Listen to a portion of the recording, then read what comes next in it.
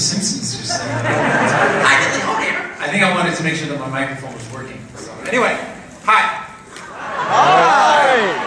VIP people, I have a question for you guys. Yes? Do you care if some of the seats next to you are occupied by general admission people? Come on up, guys. I thought that was a no. Don't run. Do not freak out, please. This is not Altamont for crying out loud. Did he leave already? Did that guy leave? Yeah, he was here. No, he was here already. So he just put it up and still here. Oh, okay. Oh, he just walked out. Oh, okay. Shit, you want to put my bag out here? Yeah. And as people are filtering into those seats and we're allowing more people to come in, I'm going to say this right up front. When John Barrowman was here, and I'll tell you this as well, when John Barrowman was here at Dallas Comic Con in May, he let slip a plot point that had not broadcast yet involving the, shall we say, vitality of his character. Okay. Got into a little Scotia trouble on that because that plot detail had not gotten out yet. Okay. We're going to be talking about current episodes. If you are not up to date, earmuffs. Alright? Are we clear on that? I don't want to hear, that's a spoiler alert, I didn't want to hear that! So just get it out of your system now. No, we're done. Stephen, welcome to Texas. Thank you for coming out to the Sci-fi.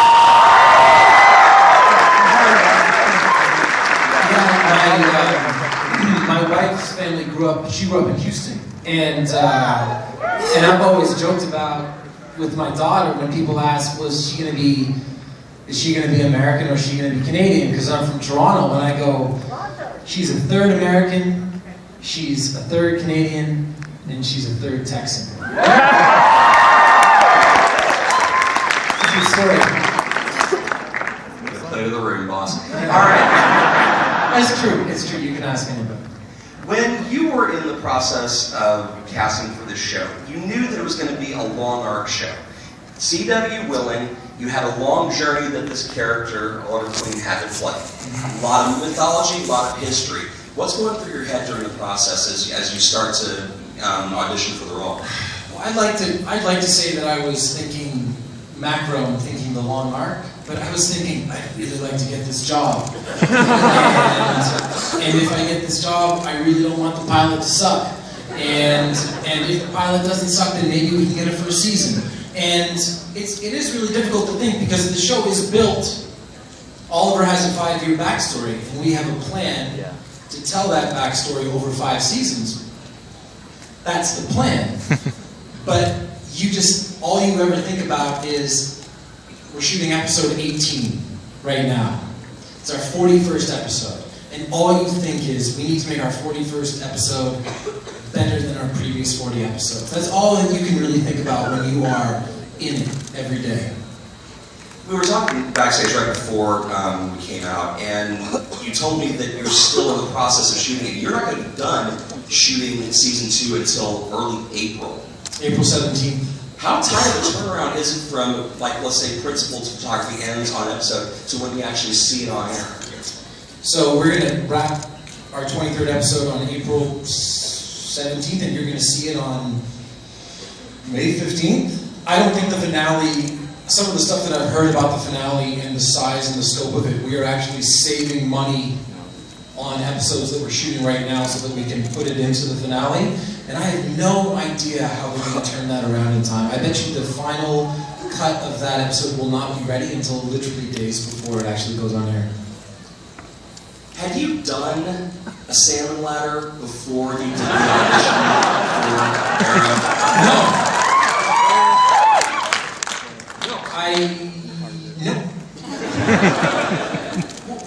I was in shape. I had a pull-up bar in my living room in my apartment in Hollywood. And I'd have my buddies over to watch football on Sunday, and we would have like competitions to see who could do the most chin-up throughout the course of the day. And all the salmon ladder is a chin-up with a dance move built in. And the guy who taught me parkour, Paul Darnell, doubled Henry Cavill in Man of Steel for the flying sequences, because Paul can actually fly. he taught me how to do it. And if I didn't have somebody there teaching me the actual technique, it would have taken a little bit longer. But as it stood, I learned it pretty quick. You know there's a drinking game for Era. Sure. Okay. Anytime you pop on that salmon ladder, you finish your drink. Really? So yeah, because it's the end all be all move. I mean, is there a running? Is there any like gag behind the scenes on the salmon ladder at this point? No, but Katie Watts did the salmon ladder in the previous episode, and I can, for all the ladies out there, I can absolutely, positively, 100% confirm that she did it herself, and it was amazing. And they told her that they wanted her to do it, and when they told her they wanted her to do it, she could barely do a chin-up. She's strong, like, I think she could kick my ass, actually. And she learned, she went crazy. She had like calluses on her hands. She went for it. Good for her. But I can do more than her. Right now, I can do more than her. That may change in a couple weeks, but by the time we get to the end of season 2. Yep. We've got people lined up for questions, and we'll bounce back and forth between it. But one more bit. Is there one cast member, because a phenomenal cast, that's up and down the line, great characters, and we're going to see more of them over the course of the 5-show run, knock on desk, CW willing, and because it's not Fox, so they're not going to cancel it without anything else. Is there one person where if they're not on set that day, your rhythm is thrown? Or just like, or over the course of a week, they're not in that episode? Yeah, I've become extremely good friends with David Ramsey, and you know, David's like way older than you think he is. I always joke that he's like 7 years old, and he's in amazing shape, and he and I have become really good buddies. And episode 16, which is called The Suicide Squad, it's a Diggle episode, right? We take 9 days of shooting, and I don't think that I've ever had anything less than 7 days, and I only have 4 days on this episode. It's all him. And yeah, him having that shot in that episode, I don't know, warms my heart, because I think that's the Diggle character is so fantastic, and for it to be introduced on our show and then find a thread into the comics and actually start being written in the comics is just such a testament to him. And yeah, if he's not around, I'm sad. All right, we'll start over here. I want to start off by saying I was really disappointed I didn't get to have a picture with you. I was standing in line and they canceled it. 10 people in front of me. Oh, I'm sorry, man. Do you want to see a picture now?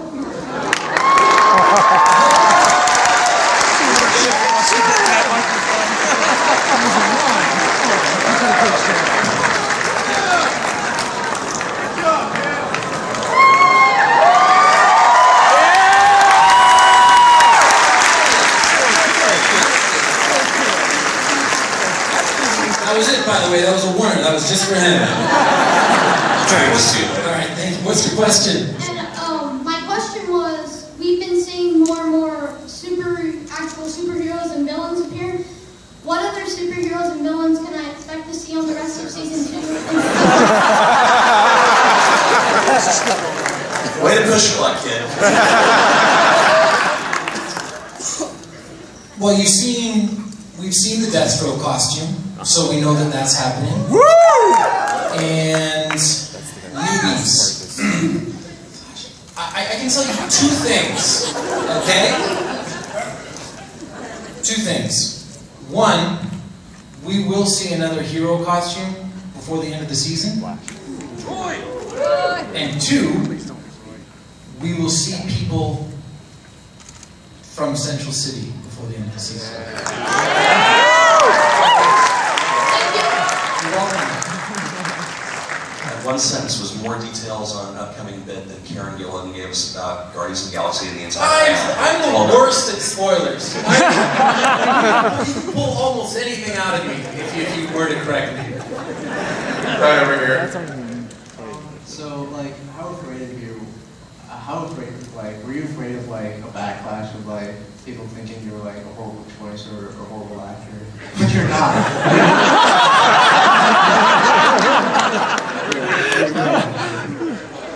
You're great. You mean like when I was cast originally? Yeah. Sure. I didn't really pay attention to any of it, but it's a fairly common and expected reaction when, listen, people bitched when Christian Bale was cast as Batman. I mean, everybody is going to have an opinion, especially when you had a character that had been portrayed by Justin Hartley on Smallville, and Justin did a great job in that show. This is a different show and it's a different vibe, but no, there's always going to be backlash. But I knew that if we did a good job, then everything would eventually turn around and people would support just as fervently as they were angry. You're active on Twitter, you're active on Facebook. How much of the feedback do you actually get into, or allow yourself to look at over the course of the shoot? Once I've learned, I learn lines really fast. And I do it by reading the script. I read the script 4 or 5 times. And then when it comes time to shoot the scene, because we don't shoot the episodes in order, I mean, it would be way better and much easier to actually, because it would help you chart your journey. So I really familiarize myself with the entire script. And once I do that, sitting around on the set, I don't have room in my brain for, I'm not going to sit down and read a book, like Malcolm Gladwell's new book or something like that. I've mentioned this before. But I do have time to scroll through Facebook and scroll through Twitter. And, you know, it's amazing. As the page, as my Facebook page in particular has gotten bigger, you'd think that it would become more difficult to see the important messages, or the messages that really resonate. But because it's such an active community on the page, it's actually become much easier. Because the comments that are really impressive, or particularly insightful, they bubble up to the top because people like them, and then I see them. So I just have a love affair with Facebook. I don't know what it is, but I really enjoy it. Go back over here. Yeah, I was standing in the lane to get a picture.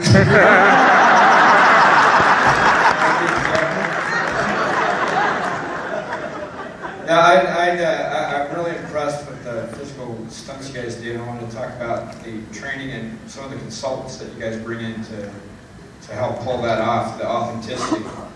We have JJ Markero is our stunt coordinator. James Bam Bam Bamford is our fight choreographer. Absolutely. We have John Kralt, who's I've punched John in the face so many times on the show. He's our stunt everyman. We have Simon Burnett, who doubles me on the show. And we have this running joke that when I see Simon and he's not doubling, I'm incredibly pleasant to him. And when he's doubling me, I'll just walk right up to him and I'll go, "What the fuck are you doing?" Part of my language. Sorry, earmuffs. We don't speak French in Texas. Right. But yeah, that whole stunt team, they get the script, they come up with the fight, and they shoot a previs for the fight. And you know, the directors don't outthink the room. The directors pretty much look at that previs and then base our shooting schedule around what they design.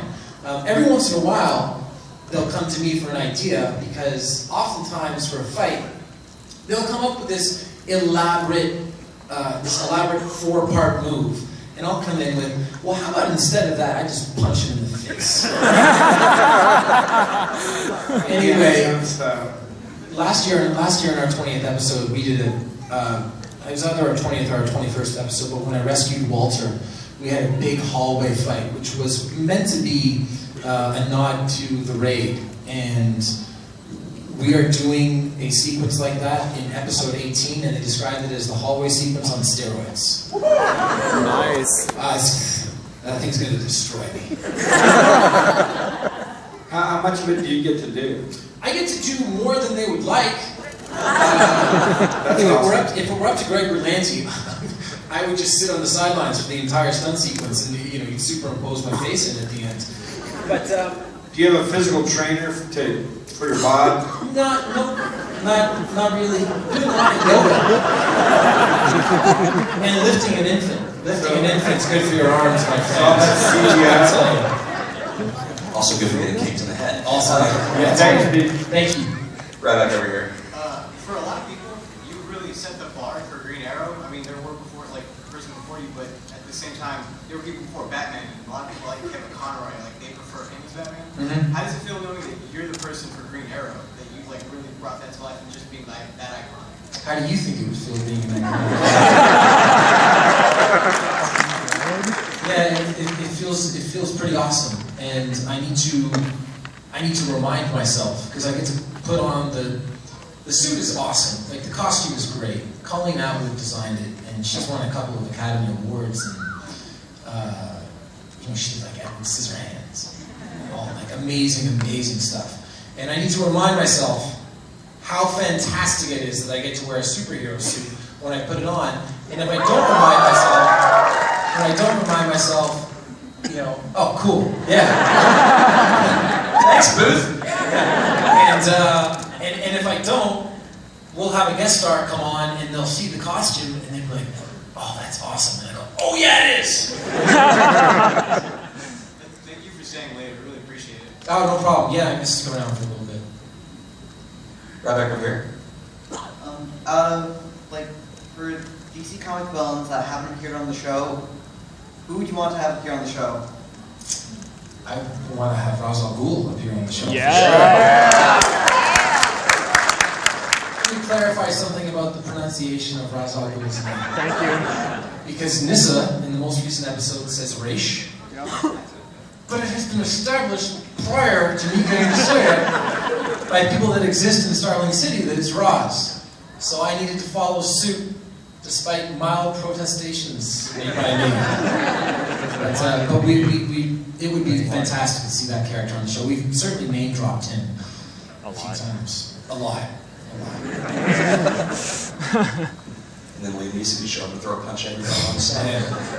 Right back over here.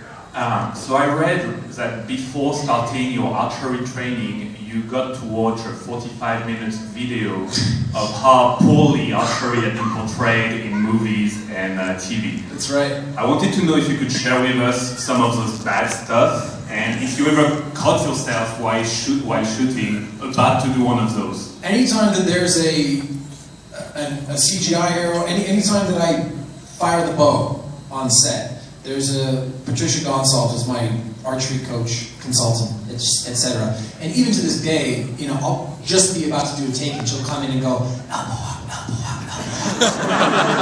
But she showed me 45 minutes of archery done poorly, where you can tell that people aren't actually firing an arrow. Because when you think about it, when I reach back, sorry to pull the curtain back a little bit, but when I reach back and I pull out an arrow from here, I'm not grabbing an arrow. And when I bring stuff here, there's nothing in my hand. So you have to make sure that your form is great. And the biggest thing is, when you actually fire an arrow, your hand's right here, you just release your hand. That's it. The big telltale that people are faking it is when they flip their hand back. And in the archery world, that is called Legolas.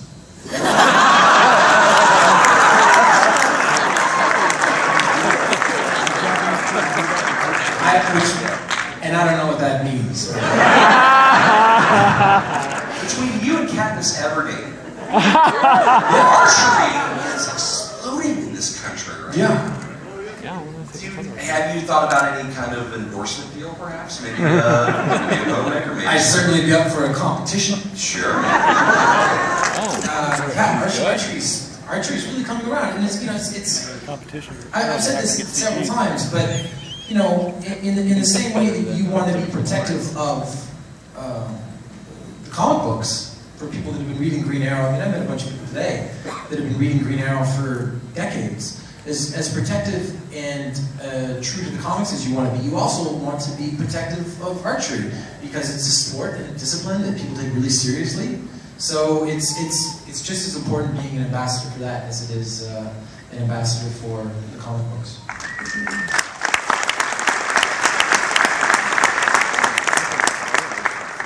Go back over here. Yeah, sure.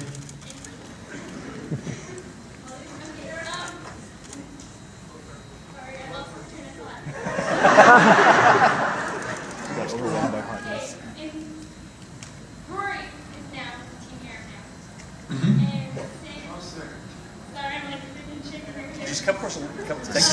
closer to the, come a little bit, I can hear you.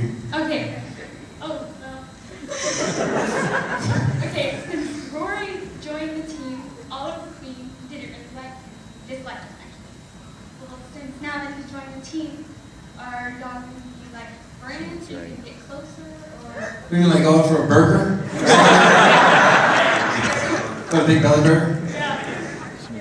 Yeah, there's an uneasy alliance because Oliver brought Roy into Team Arrow, even though apparently they don't call it that.